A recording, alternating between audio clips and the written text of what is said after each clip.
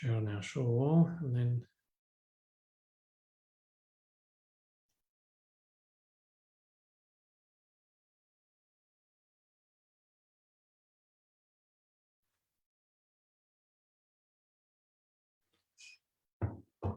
okay, I think we are ready to start. So a good evening, everybody, and a warm welcome to you all. It's lovely to have you join us, and of course, a warm welcome to our special guests who have graciously and kindly obliged to my request to join us tonight. And I'd like to welcome you both. And of course, I'll allow you guys, of course, to talk and introduce yourselves very briefly, but just a little bit of background to both of our guests tonight. Firstly, we'll start with Anne, given she's the first on the list in alphabetical order. Well, in this alphabetical order, at least on Zoom. But Anne and I were at uni together, and of course she's taken on a beautiful career of being a psychotherapist and counselor, and runs a really, really wonderful practice. I've had a lot of chats to her. We did some assignments together back in the day, and Anne has actually joined me previously in the first lockdown, all the way back like 17 months ago, when we spoke about mental health and looking after ourselves, and she gave us some really good advice. So I'm really grateful to you, Anne, for agreeing to come back and to spend time with me and with the community. And then, of course, I'd like to welcome Andrew Boxer, who we also go back sometime. Andrew and I were actually on a birthright trip in Israel. I was the madrich, and Andrew was one of the participants. And of course, we've remained close friends over the years. And Andrew is a psychologist.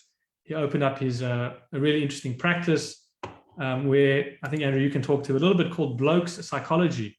And it's a great name because obviously a lot of blokes traditionally have not wanted to seek counseling, seek help. And fortunately, that has changed. I was actually at one of the police stations that I visit as a chaplain, and talking to some of the police officers. And it's amazing how mental health has really become a focus in so many areas and so many industries that I guess didn't want to consider it previously. So we're grateful to people like you, Anne, and to people like you, Andrew, who are on the front lines. And I think now more than ever, I know that probably both of your practices are full, I hope. People looking for support. I shouldn't say I hope, because we don't want people to be in trouble, but at least there's places to turn. And I know I have congregants who've called me that don't know where to go, and it's hard to get an appointment. So certainly the issue of mental health is climbing day by day, and the longer these lockdowns extend. So once again, welcome. And what we'll be doing tonight, we'll be having a conversation. I'll be asking our guests some questions, and I guess just a very laid back discussion, dialogue. If there are any questions, if you do want to say something, please feel free to put it in the chat, and I'm sure either Andrew or Anne will do their best to try and answer to the best of their ability. So Anne, maybe we'll start with you. Welcome, and again, thank you. You are still on mute, unfortunately. Okay. Hello, Rabbi. Thank you. Hi. Nice to be here. Thank you for inviting me again. Thank you for agreeing to be with us tonight. Maybe just tell us a little bit about your practice at the moment. I know it's been quite a few years now that you've been running your own practice, and I'm sure it's been an enjoyable journey and a challenging journey, but maybe just a bit of background on what you focus on and things like that. So yes, I run my own counselling practice, and I focus on really working with people to resolve their anxiety, depression, and I do a lot of actual trauma work. So really, I suppose I specialise in the area of trauma, but a lot of that is really shows up with people's anxiety and depression, and working one-on-one with people to help them resolve their past, but also to learn new skills of, really how to better cope with the stressors that they find themselves today because COVID and sort of during non-COVID times. And yes, I'm really grateful I get to do this work, and the practice is busy. It's a busy time, there's no doubt. Thank you. And Andrew, tell us a little bit about bloke psychology and sort of what you get up to in the day. Well, bloke psychology is not my business. I work for them though. Sorry. Days a week. They're fantastic. Carl runs it.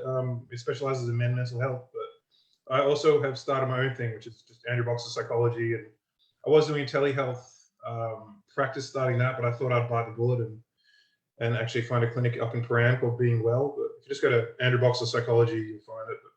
but yeah, so I guess I specialize in men's mental health, but they're my bread and butter, but I still see females as well. But just adolescents, so teenagers about 15 plus, all the way to your elderly men as well, kind of dealing with it. And there's just a need for kind of a different type of psychology. Is a one shoe fits all kind of approach. I don't think, well, actually, as we know, men and women, there's a difference between us, so that could get me in hot water. But I think we have different traits, whether it's socially kind of gathered or biologically. That's an argument to be made. But yeah, so doing a PhD, was a naturopath, so I did natural medicine for like 7 years, ran my own clinic, and then I wanted to specialize in mental health. So here I am. Yeah, good time to kind of be out being a psychologist. But as you said, that's kind of not a good thing as well at the same time. Yeah. A lot of people.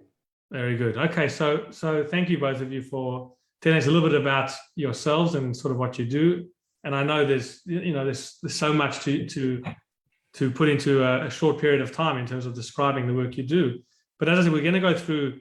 I've got a number of things that I'd like to put to both of you, and as I said, feel free to add anything you want in terms of if there's any particular area you want to address.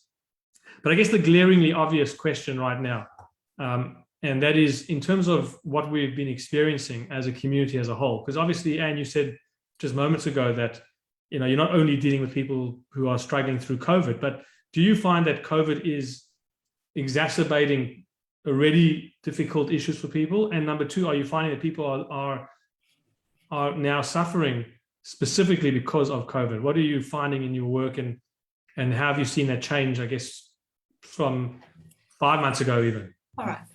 So I think initially when COVID started, there was a lot of sort of heightened anxiety, and then the big lockdown last year, that lockdowns certainly increased people's anxiety enormously. So when we're out of lockdown and we can get out and about, relatively, people seem to be able to revert back to their lives relatively quickly, even though some of that anxiety is there. But as soon as we go into a lockdown, what I've noticed with my clients, it really, really spikes.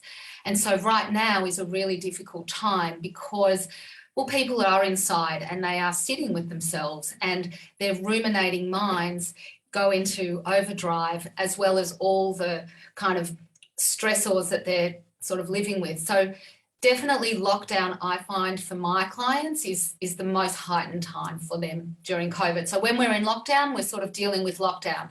Outside of lockdown, we're dealing with more broad and general issues. Yeah. Okay. So you've definitely seen an increased awareness of people, their own awareness, if you like, of their own stressors and of being in lockdown.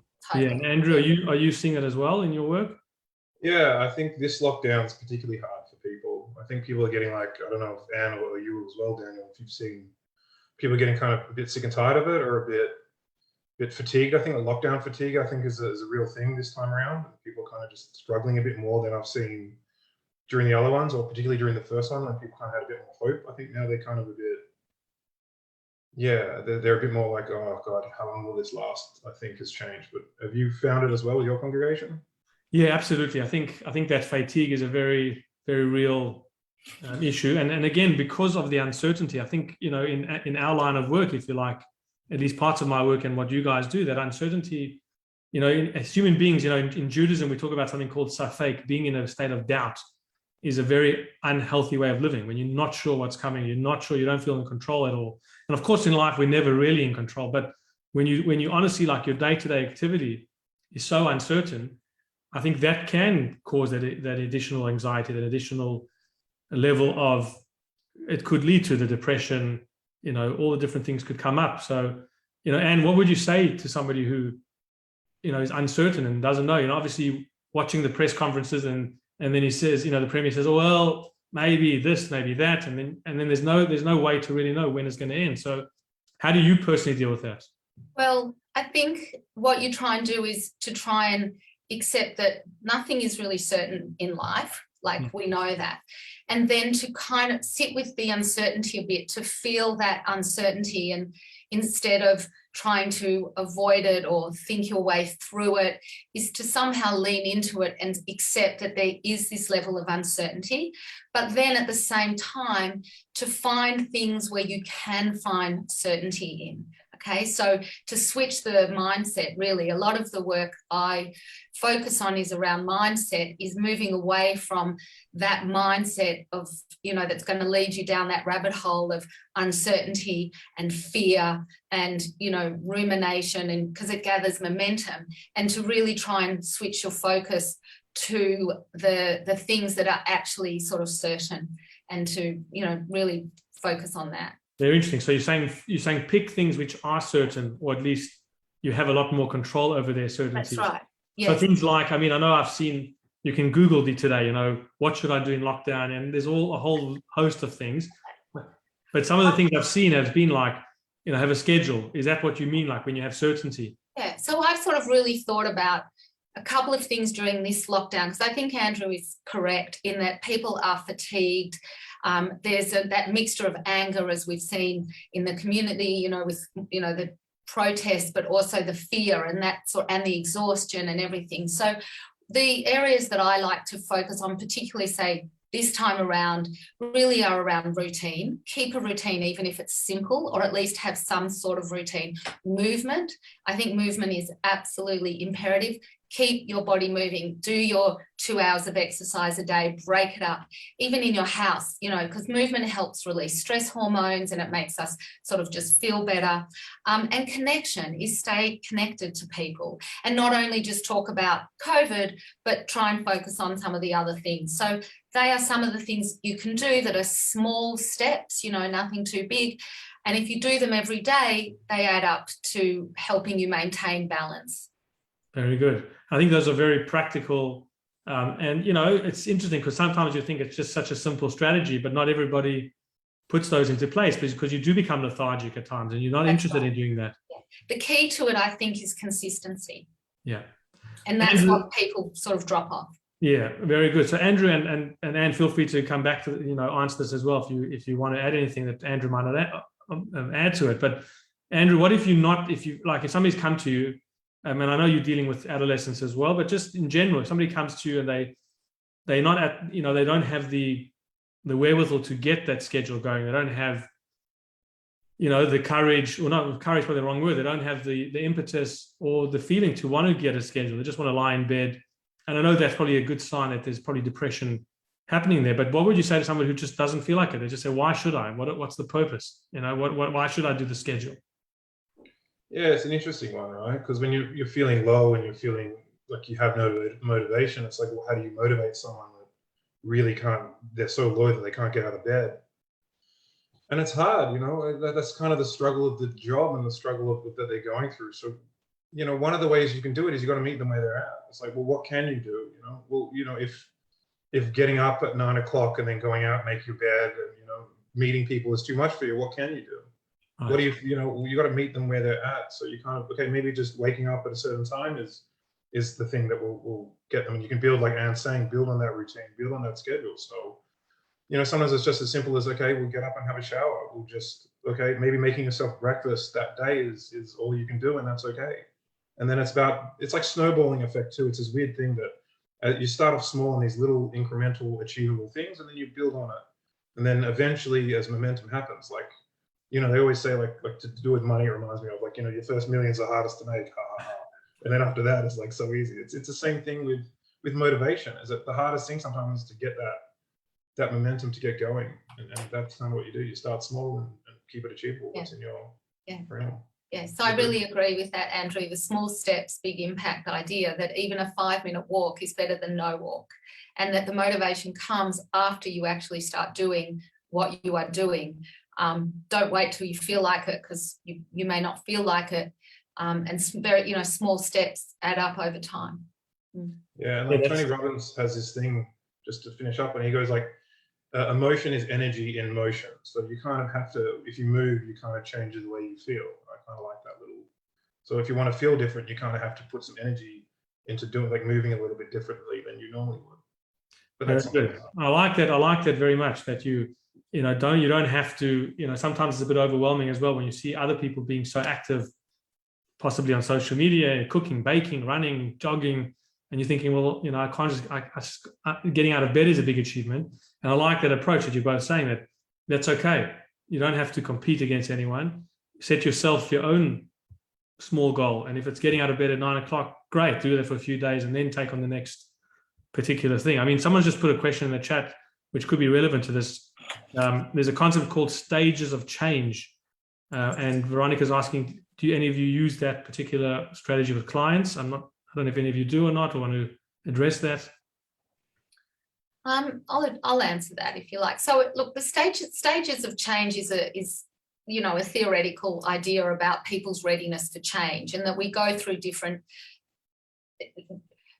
components before you get ready for change. I don't work with that particular theory at all, but understanding where your clients are at in terms of their readiness for change, I think does inform, at least implicitly, how I might work with clients. I mean, you really have to, as Andrew said, meet them where they're at. Now, part of the work sometimes is really just working with your clients to help them to get to that place where they are then ready to make change, because making change is about taking responsibility and getting to that part where you really are ready to take that responsibility, that step forward, is also definitely, part of the work.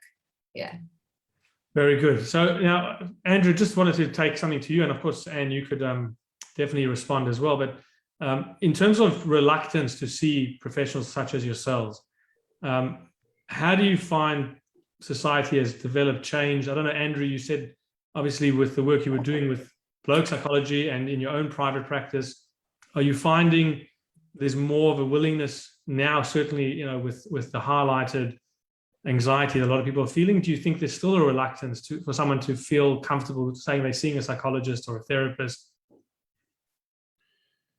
Well, yeah, I mean, to answer your question, like specifically with blokes, men don't like talking, it's not a hidden stat. So, and talking in general has a stigma to it. I think there's definitely less as time goes on. And I think as society, we're not becoming as, A, psychology is becoming more accepted. B, particularly for men, it's becoming more accepted to talk, like, oh, I'm seeing a psych. So yeah, I definitely think it's more, look, to be honest, there's 8-week wait lists for most psychologists. So right now, specifically, people are talking, and it's a really, big time. Even at blokes, at blokes, I'm booked out till the end of the year. So men are talking. I think that there probably is a reluctancy as generally, but I think right now we're at a place where talking about your mental health, particularly during COVID, is something that's really, I want to say taken off, but I think that's the wrong word to use, if you know what I mean. Yeah, so that's a good thing to hear, that people are reaching out. But Anne, what do you do? Like, so many people can't get appointments. So what do you tell someone who's sitting at home, and it could be anybody, it could be a young mother who's got 4 kids, homeschooling, and just feels like a breaking point? I know you mentioned, some of the strategies, but what if somebody's really feeling on edge?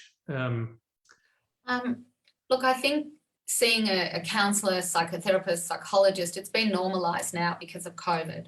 Yeah. And so that's a really important step forward, because in the past, we know that people have done that reluctantly. So definitely there's a lot more acceptance of that.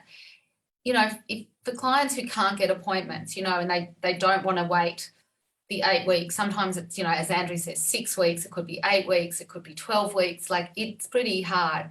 Is if they want to book in with me, I say, I'll book you in, and if I get a cancellation, I'll let you know, and you can fill that spot, but go and see if you can get in with someone else, and if you do, you can cancel your appointment with me, and that's kind of fine. I suggest they put their name down with a few different people, because at some point there will be an opening and a gap will become available. And you just have to keep trying and sort of not give up. There are services and they are available, but yes, it does take time. And I think this raises the question, or the point is, like, try not to wait till you're in the worst place before you want to reach out and see someone for help, see a psychologist, a counsellor. Be aware of how you are sort of travelling emotionally, psychologically, and if you are starting to notice, maybe some anxiety, don't wait till it's really full blown before you go and see someone. So I think an early start helps you from getting to a really bad place as well. Yeah, sorry. No, you go on. Sorry, I didn't I'm want saying, to. like what Anne's saying, it's kind of, I like this metaphor that I heard from one of my people that I learn off, is that it's like being on the highway and your wheels are falling off and the motor's starting to burn, and you're like, oh, I should probably go see my mechanic now. And it's like, well, what can the mechanic do? Like, the mechanic can still fix the car, but it would have been better to do the tune-up, you know, before you got on the highway and you started chugging along and you notice these things. So if you can get in early, and even if someone, you know, says they've got no bookings, getting on the wait list for a few people, like Anne's kind of suggesting, is, oh, I have cancellations weekly. I'm sure Anne does as well. I do too, absolutely. Particularly, yeah, like with COVID, as the people's lives are changing and coming and going, work things come up. So even if people are full, there's always kind of that chance to get in on an unexpected cancellation if you're flexible. And you both said a very important point, and that is trying to get in early, in terms of, you know, not waiting till it's you're really at a heightened level of anxiety, or possibly even on a verge of a breakdown. But so two questions on that. One is, how do you start noticing signs? Like, what are any pointers that you may have sort of seen in your own clients to recognize, hold on, this is a change in my thinking, my change in my feeling? And number two is, would you suggest, I know some people do this in America, it was been popular for a long time, you know, everybody has a shrink, you know, I've got a shrink, you know, so would you suggest that that's something important to have generally, like, you know, having a gym membership, you know, maybe a monthly or a bi-monthly or every few monthly check-in with the psychologist, counselor, as part of your mental health and wellness, I guess, resistance and growing that strength? Who wants to take it on, Anne? Okay. Look, some of the indicators, I guess, that you're moving, if you generally are in a good enough place in your life, and, you know, all the markers are good socially, and you like going to your work if you're working, or good relationships with your family and friends and things like that, if they're all okay and you know that you're okay, some of the markers are definitely going to be an increase in anger or frustration. So irritability, just snapping maybe at your family or friends, and you're not usually that sort of person.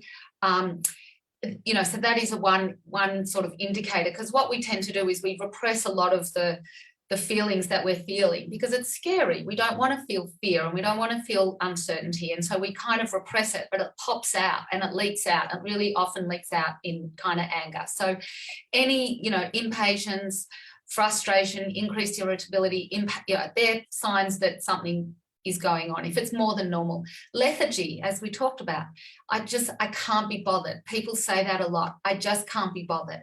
And if anything anyone says, let's do a Zoom call, I'll meet you for a walk, let's cook a new recipe tonight, like simple things, even just getting out of bed and having a shower.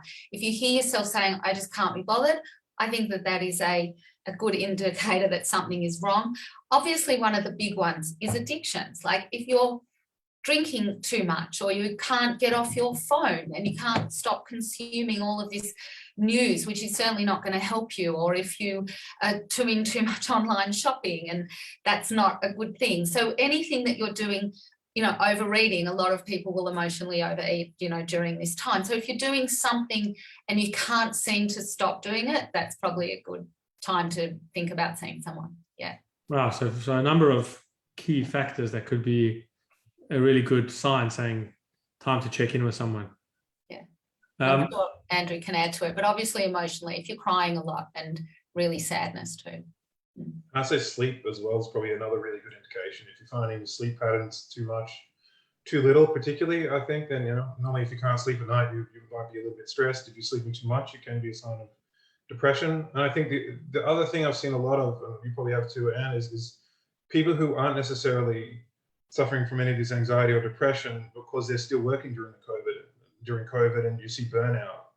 And it's a very similar symptoms to kind of feeling like your lack of joy, you're getting anxious, you're feeling down, can't be bothered. And I think that's a big one I've seen too from people on the other end of the spectrum who aren't in lockdown and still doing their day-to-day job, but they're also suffering on top of the normal daily stress with this COVID stress, and it kind of doesn't end. So they're kind of getting burnt at both ends. And I find that's a big one I'm seeing too. And particularly drinking as well, I think, is gone up. So yeah, keep an eye on kind of all the vices that we have. Definitely. Wow. Very important. And I guess you've both answered it in a way anyway, but to say, you know, you probably would both agree not because it's your profession, but just from your perspectives, that it's important to have someone that you could reach out to, even if things are going well, because you never know when you might hit that particular roadblock or something that causes you to feel anxious or lead to further symptoms that could be obviously detrimental to your well-being. Yeah, well, I think we've all can, like, I look at my job not necessarily helping people get mentally better. I look at it like I'm here to help you learn more about yourself. And I think everybody can learn more about themselves and how our minds work, and some of our insecurities is part of it. But what are your goals, your values? So I think that's a lot of my work. Isn't necessarily, treating depression. I help people learn more about themselves, and I think Anne would probably agree with that, right? That's half our job. You're just trying to get people to kind of figure out what's going on, and you're just the guide to help them do that. And I think anybody at any stage in your life can kind of get better than what they are now, right? Absolutely. That helping people, bringing the unconscious to the conscious, the awareness, that, helping people see their patterns, their patterns of behavior that maybe don't serve them. What do they just do automatically that they could do different with a little bit more conscious sort of thought into it, and being able to learn more about themselves, as Andrew says, and then bring to that a whole lot of compassion and love, because people are very hard on themselves, and so we have this inner critic in our minds that can be particularly cruel. And whilst we can be warm and loving to others, the way we often treat ourselves is incredibly damaging actually to our mental health. And so bringing awareness and learning about yourself, and having someone throughout your life's journey that's going to help you move through that as you grow and evolve, is then going to support you when life throws curveballs at you, which it just will. The pandemic is a really big one. We know that. But outside of that, life happens. So yeah, having someone you can see regularly or just from time to time is hugely beneficial. Daniel, your role would fit that quite nicely with your background as well, and you're not like a spiritual connection. What do you think? Is that important for people to kind of have through mental health? Very much so. And it's interesting because often I work alongside, I think having a mentor, in Judaism, we do talk about asay l'charav, which means make for yourself a mentor, a teacher, somebody that you can turn to at difficult times. And obviously I have a counseling background, but as a rabbi, you do have pastoral care, and that's, that is an additional support system. And yeah, many times I have to refer congregants, refer them on to people like you guys, and then, if God forbid it gets even more serious, there's times I'm sure you guys have to refer on to where there are times where medication is probably needed too. So, there's a whole, I think, as there's a whole system of support. And I know many doctors, GPs, obviously are often the front line, and they often work in conjunction with rabbis and tell obviously those that are connected to a shul and are religious or want to connect with the shul or a rabbi, they do say, look, see your psychologist, see your psychiatrist, see your counselor, but also, you can check in with your rabbi to give you some spiritual guidance as well, which I think it's a very, I guess, foolproof system. You've got all the different avenues to turn to. How important, if I can turn direction for it, how important is help from people around you that are not professionals, friends, family? Do you see that as an important tool in our mental health and well-being, or could that sometimes be a bit of a crutch or a dangerous place to refer your issues to? I don't know what to take this first. Sorry? Do you want to try that? Do you want to take that one first, Andrew? Yeah, because I just wanted to say something that was on that, so it kind of matches it. Is that, at a time right now where mental health is quite I don't want to say in crisis, but quite a big issue for a lot of people. I just want to put the message out there that asking people about suicide, or if they're thinking about these thoughts, or they have this gut feeling, you don't actually increase someone's desire to commit suicide by asking them. So it is, like you're saying, with these supports, it's a really good idea that if you have these kind of gut feelings about somebody else, you can ask them without kind of worry that you're going to increase it. And I think it's a really important message that if you are noticing someone's a bit off, or you just have this feeling, just to be a support for them, like you're saying. And I think that's where we can all look out for each other by kind of just asking questions like, that are you okay day and stuff is so important. And if you kind of are worried, that's probably a great website to go to just on that. But to answer your question directly, I think we all, connection is one of the biggest things right now that people feel we can't do, and people feeling isolated. I don't know about you guys, but I feel like being at home sometimes when all I have is my partner, sometimes I go stir crazy, right? You just want to see somebody else other than, although she's a gorgeous looking lady, sometimes you want to see someone else's face for a little bit than her and my dog. So ringing up the phone and making those connections, I think, is super important, just not only for our mental health, but for that feeling of connection to beat some of the isolation blues, right? Great. Yeah, no, I definitely agree with all of that. It's so important to stay connected, because that sense of isolation is obviously one of the worst feelings for people in terms of their mental health, that feeling that I'm alone, or, you know, that sense of aloneness. And just reaching out to people, even if it's just a text message. Like today, you know, a friend popped into my mind. I hadn't seen her since February, actually, so it's quite a while. And I was like, oh, I'm just going to shoot her a text and say, how you doing? And do you want to have a walk? And you don't have to be in touch with people all the time, you know, even just every now and again you check in with people, and, you know, you have that point of connection. And that is a support network. So having people around you who, you know, care about you, who love you, who are there for you, this idea of like, are you there for me? You know, that you can feel like you can go to someone and they can offer some comfort, some reassurance, a shoulder, you know, an ear for someone to listen to, I think is hugely helpful in times like these, absolutely. However, I think there's a line, and I think it can be difficult to know the line of how do you not get over involved in, you know, your friends or your families or your partner's concerns to the point where you take it on yourself, that you want to try and help someone or be there, but then you work away feeling burdened and heavy and really worried. So I think boundaries are really important both ways, in terms of how much you're there for people, and also in terms of how much you share as well with family or friends. Yeah, and Veronica put, and I know you both would know about this, of course, and we just did it a few months ago, actually, the mental health first aid for people who are not trained psychologists or counselors, to just have that knowledge of, you know, if you pick up signs or to pick up cues where people that you know, that you're close to, are at the point where they may be wanting to kill themselves or take their lives, and just to have that additional knowledge, I think is very important. I would recommend anyone doing that course or these types of training and courses. Absolutely. Knowing where the line is, where you can listen and be supportive, but also to be able to say, you know what, I think now this is something I can't really be of help for you. I think now it's time to go and see someone, even if it's not someone who's obviously suicidal, you know, having suicidal ideation. Obviously that is a key thing that you would then suggest to get help, but to also encourage people just to go and seek help, even if it's maybe something that they've said in the past they don't want to do. Just, you know, encourage them if you feel that it's necessary.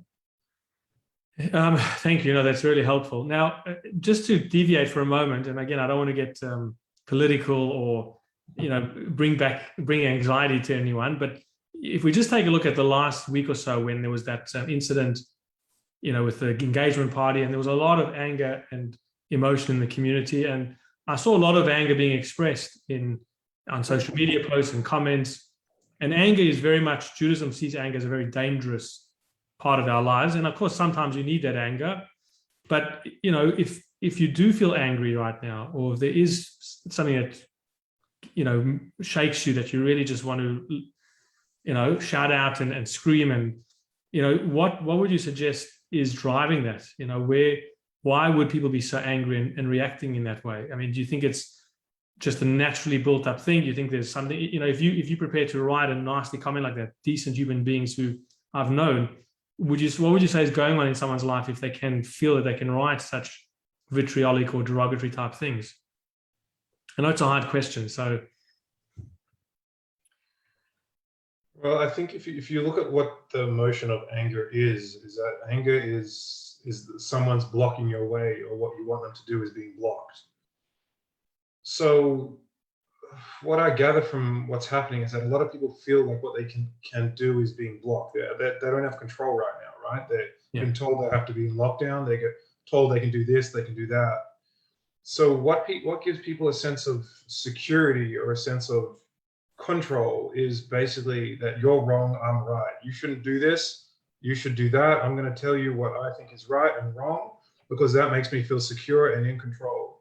When, to be honest, none of us are in control right now because we're all on lockdown and being told what to do. So it's the hard line, I guess, of misdirected aggression or misdirected control, and people are always looking for a scapegoat as well. That's the number one, but not particularly on what happened at the engagement party, because that's clearly probably not the right thing to do, right? But I mean, people generally, if they have a target for their emotions or their feeling of insecurity, will go and kind of try and find it secure in being right, and the way you be right is if people are wrong, it's the you versus me mentality, right?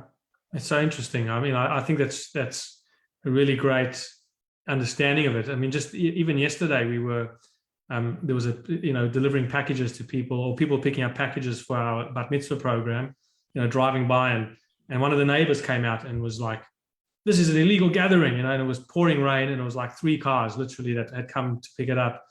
And I was like looking at this guy and I was thinking, here you are screaming, illegal gathering, illegal gathering. I'm thinking, and maybe that is it. Maybe that's, that sense of control. You bring back a sense of control when you can tell someone else they're doing the wrong thing.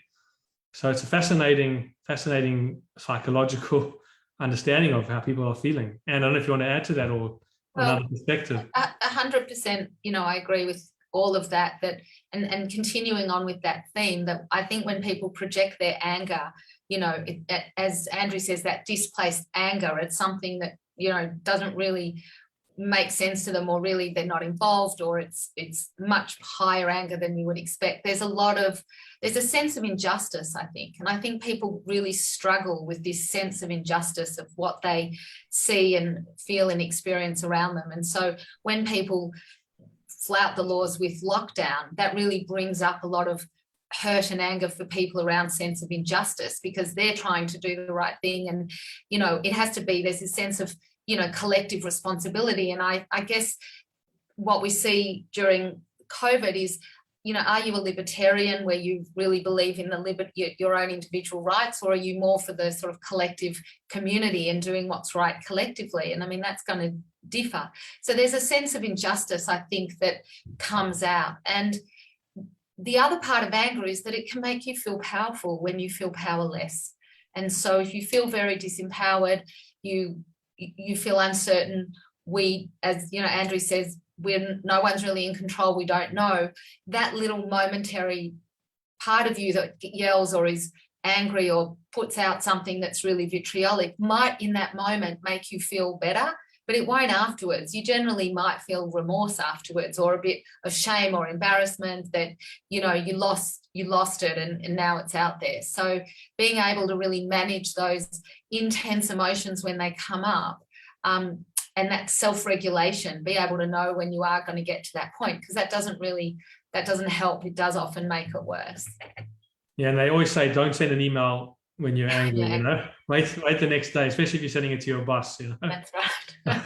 And also, if you think about it, everybody's doing it tough. So spreading more, I'm not just talking about that, I'm talking about in general, like spreading more hate or more, I guess, negative emotions isn't, it makes us feel good, like you're saying, like short term, but it doesn't really help the situation. Yeah. And I think, I think anger masks fear, really. So it looks like they're angry, but if you actually took away the anger and peeled off that layer, you would probably see underneath that there's fear there. And so the anger is also a way of masking their own fear and anxiety around, what's happening and what's sort of going on. And so anger's like the easiest negative emotion to go to have to sit in your fear or your uncertainty or your, shame or anything like that is much harder. So anger's an easier emotion. Yeah, and I just wanted to highlight a point that was put on the chat, and it wasn't mentioned, but I think when we refer to seeing someone, yes, it could include, obviously, there's many different call centers today that help with, immediate help that's needed, like Beyond Blue and various other numbers that you can call. Obviously, there's a CAT team if it's really feeling like there's a crisis going on. So yeah, you don't have to wait, 8 weeks if you feel like somebody's suicidal, or you're really going to have a nervous breakdown. Definitely call the numbers, the suicide hotlines. And if there is a family member that you feeling is really not handling themselves, then yeah, call the crisis team, and they'll send out a team and be there for you. So obviously we're talking more in terms of generally looking after your longer term well-being and not the immediate crisis. But absolutely, if there's something going on, please do call these numbers. They're very publicly available, and I think get posted all the time, all over the place, which is good, which is a great thing. Can I add on that? I just used to work for them. And a lot of people think that, I don't want to call because I'll be taking up someone's spot who's really in need and suicidal and all that sort of jazz. And I just want to say that often we get calls from people who are lonely. Or people who are lonely, or they just want to connect with someone, or they've had a bad day and they just want to vent, and they don't have anybody else to vent that will listen. So it's not just for people who are suicidal. And if we can help prevent someone kind of going down that track, then we've done a good job. And also, you don't take the spot of somebody else because if like the Victorian call center gets filled, then it goes up to National, and if National gets filled, then they've got a paid call center group as well that takes off any ebb and flows. Of course, sometimes it does get really busy and those things fall short. But yeah, so there are a few different levels that it can go to before you're going to get a missed call. And also sometimes you will get a bad person as well who's not as experienced as someone. I just suggest ringing back, because sometimes some people are new in the call centers, and sometimes you get really experienced people in. And if you do have a bad experience, just pop out and then call them back in a couple of minutes, and you should get someone else. There's a few different ones too, like Beyond Blue, Lifeline, Men's Help, Respect, 1-800-RESPECT, and you can just Google them. Sorry, I just want to say that. Yeah, no, thank you. That's actually a really good point, and I'm glad you mentioned that it's not only if you're feeling suicidal. I think you're right. There are people who are living on their own, who may not have or feel comfortable calling someone to tell people about their bad day or their lonely day, and just having that person listening could really, really make a massive difference. I mean, both of you, I'm sure, could answer this question, and I'd like to hear your perspective. But how does it feel for you when you've helped somebody? Like, what's the joy of seeing someone come in with a big problem, and by the time you finish working with them, they now sort of on a different journey? Like, what type of joy does that bring in, and how can that help in the healing in terms of seeing positivity and maybe helping someone else? Obviously you guys would need to look after your own mental health. What strategies can you give to people based on the feeling that you get when you help someone?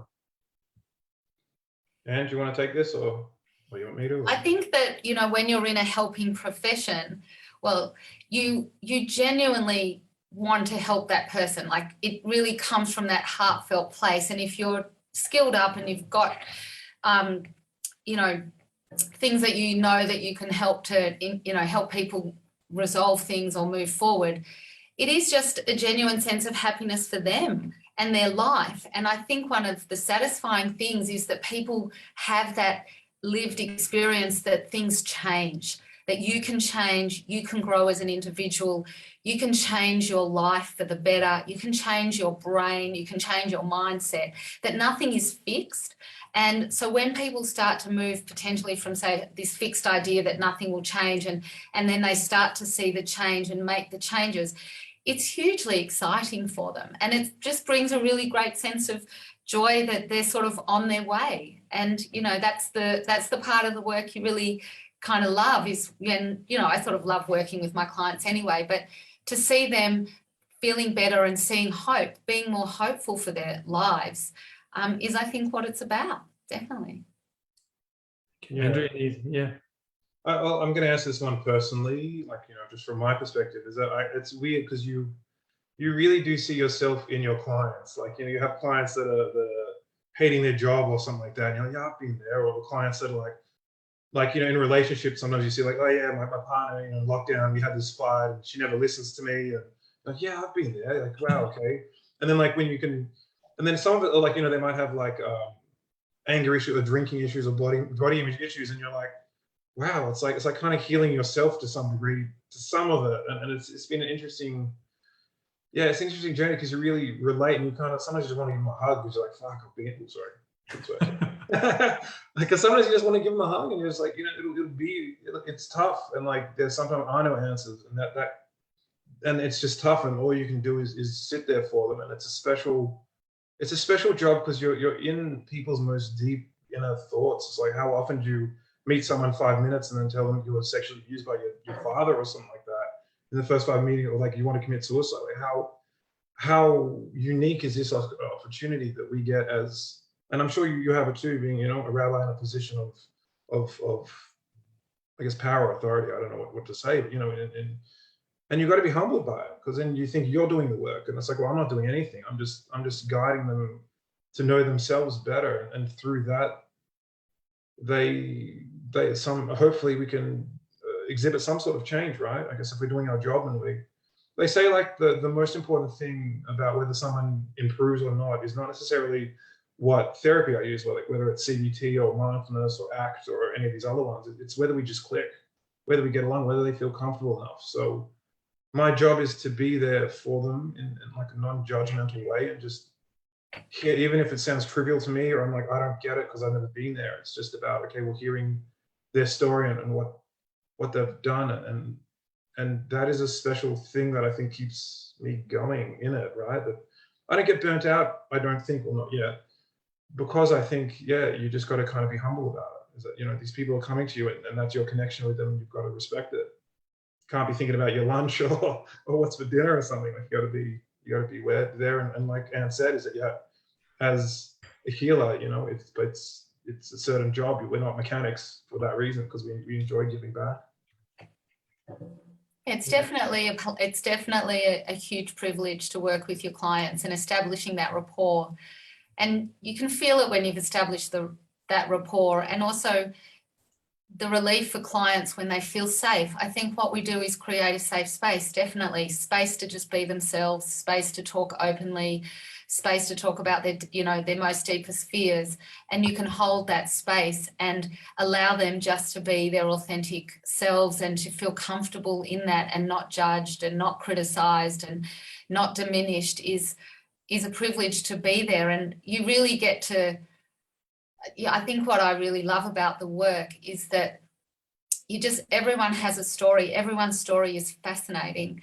And even if they don't think their story is fascinating, their story is fascinating. The resilience that comes through time after time is extraordinary from people who've been through really severe traumas. And to sit sort of with that and be able to be a part of that whole experience is very humbling, definitely. And you do learn from your clients, there's no doubt. It's definitely, there's a co-created experience going on, so for sure. I mean, one of the... I just want to quickly add that if you don't find you're clicking with your therapist, that's okay too. Not every therapist is going to fit every client, and vice versa. So if you've never seen a psych before and you don't get along, just go to somebody else, because it's a very personality-based modality, So just don't be afraid to go to somebody else if you find you're not clicking, and that sometimes happens. And only if you have an open conversation with your psych, they'll find you someone else, because it's part of their responsibility as a duty of care, and they won't take it personally, because if they're experienced, it's like friends. You're not going to be friends with everybody. You're not going to want to spend time with everybody. It's the same thing with the therapists. So I just wanted to add that. It's interesting, because I was going to ask you, one of the questions I was going to ask both of you is, what do you look for in a psychologist or a counselor or a psychotherapist? What are the things you should be looking for? And I think you've answered it in a way. Maybe, Anne, if you wanted to add something, and that is clicking, that you feel comfortable and that the person relates to you, and you don't have to feel bad if it doesn't work. There's nothing wrong with you or them. Yes, you want to feel safe. You want to feel that they are very present with you. Like Andrew says, you're not going to be wandering off thinking about what's for dinner. Like being really, really present with your clients and really sort of focused. And they will know, because often they're not going to keep coming back if they don't feel comfortable. Maybe they'll go 2 or 3 times, but if it isn't sort of working for them, then they're probably not going to keep going. So you definitely would encourage them to say, if it doesn't feel right, then I'll refer you to somebody else, or there's no harm in going to find somebody else. Is to keep going until you find the right person, because often, and I'm sure Andrew you've heard this too, people will say, oh, I've been to a couple of counsellors or psychologists, and it didn't really work for me, and I'm really reluctant to come and see somebody because those experiences didn't work. And I just say, look, just keep going. There's going to be the right person out there for you. Everyone, while we're trained in certain ways, you do bring a whole lot of yourself into the process, and that's part of it. So yeah, you just keep going. One of my favorite stories I actually used this when I was doing my master's degree. In one of my essays, they were asking, how does your religion affect your belief system affect your modalities and how you treat clients and treat people. And there's a beautiful story which I think you both would enjoy, and that is this Rebbe's name was Rabbi Shmuel of Lubavitch, and every time he would have sort of a congregant come see him for counseling, so to speak, he would be drenched in sweat afterwards, like totally drenched, like as if he'd been in a swimming pool. And one of his Hasidim, one of his students asked him, Rebbe, like, why are you drenched? I mean, it's not that hot outside. It was just a 15-20 minute meeting and you're like sweating so badly. And he told him the following, and he said, the person comes into my office and tells me their problem. He says, emotionally, psychologically, I get changed out of my clothes because sitting here hearing it as I am, then I'm bringing in all my problems. So I've got to get out of my clothes. I've got to get changed into their clothes, feel what the problem is like, then get changed out of their clothes, get back into my clothes, process the question as me, and then answer. And then they tell me another curveball. So I've got to get out of my clothes. And he says, you get changed 120 times in 15 minutes, you'll probably be sweating too. And I thought that was such a beautiful story. And that is that he truly wanted to empathize and feel for the people that were talking to him. And I think you both have expressed that. And that's how you both work as well. That you really want to understand their life, and it's about them. It's not about you. It's having that humility. So that's a great way to, I guess, to look for someone to see if they truly have your best interest at heart and they're trying to help you as opposed to just filling the 45 minutes or hour session for themselves. Oh, definitely. And I'm pretty sure your clients can feel that. Like we can feel it. You can get a sense. Is someone really interested? Are they listening? Are they present? Do they get me? That sense of like, I feel understood. Do I feel heard? Do they get me? And we would know that experience, or I would certainly know what that experience feels like. And so you know that your clients would know that too. They're smart. Your clients are smart. They know, really, they have that innate capacity within themselves as well to really know what's right for them. So you do encourage your clients to really trust themselves as well. That's part of the process too. Brilliant. I just want to take one question that came up, and maybe I don't know if there's any different advice that you would give to this particular cohort, but someone just asked about teens. Any sort of ideas, tips in terms of teens who might be struggling right now that might be different to advice you would give an adult? Yeah, I see a lot of teens right now, particularly during high school and VCE, that are just, they prefer to play video games, a lot of them right now, than actually do the work, and they're just overwhelmed. And it's been very interesting seeing that, because from our perspective, I assume most people here of working age, is that we work during COVID or we're not working and we've got nothing to do, but they've got this time pressure of all the stress of COVID and changing to online learning. And then they've got this exam coming up, normally if they're kind of towards the VCE test. So they've got this added pressure of something that's gonna test them pretty much. And it's such an important thing. And then on top of all the stress they already have to deal with. So they get a lot of escapism, or they want to go to their phone, or they want to just not do it and avoid it. And it's very interesting. So, I mean, it's hard to give general advice, like for such a broad question, but what would I do for teens? As a parent, I would understand that this is a very unique time for teens right now. And some of get them the help they can, but sometimes you have to control your own expectations, I think, about what's going to happen during this year and their performance. And unis will take that into consideration.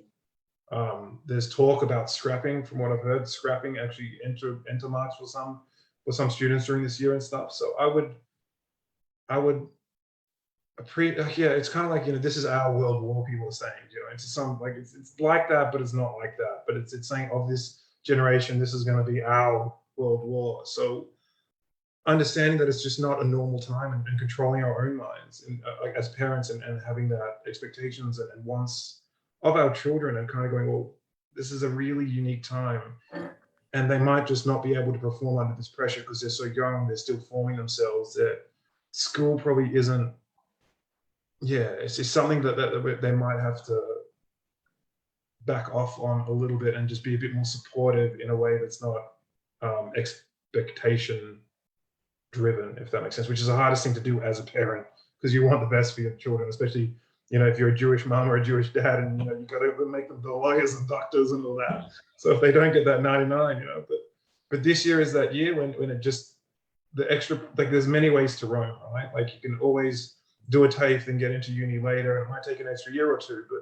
this is such a unique and such a strange experience for all of us, that I think some understanding from their perspective and backing off and understanding that, they might not get the ATAR that they were on track to get, but that's okay.